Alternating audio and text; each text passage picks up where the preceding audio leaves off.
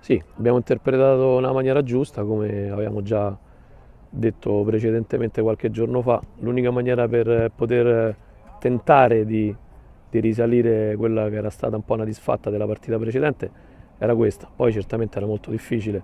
Ci abbiamo messa tutta e il portiere loro devo dire che è stato pure molto molto bravo perché almeno in 2 o 3 occasioni si è superato. Però non è oggi insomma, che ci dobbiamo rimproverare qualcosa, ma nella partita precedente siamo mancati un po' tutti, allenatori, giocatori, tutti quanti, abbiamo fatto errori troppo gravi e oggi era troppo difficile recuperare, però va fatto un plauso a sti ragazzi sicuramente. Allora, innanzitutto questa è la mia prima esperienza come calcio a 8, sono contento che la prima volta abbiamo raggiunto i playoff perché so che l'anno scorso per un soffio insomma, non erano stati raggiunti.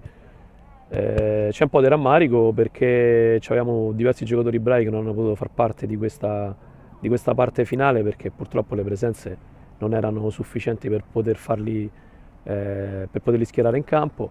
Eh, Però io, come ho già detto altre volte, devo ringraziare quelli che sono venuti, soprattutto quelli che sono venuti dai primi di ottobre fino ad oggi e che ci hanno dato una grossa mano. Poi dobbiamo ringraziare tutti quanti, anche quelli che alla fine ci hanno dato un sostegno e che poi, tipo Chianese, tipo Rotatori, tipo Marocco e tanti altri che poi magari mi dimentico, che non hanno potuto far parte di questa parte finale.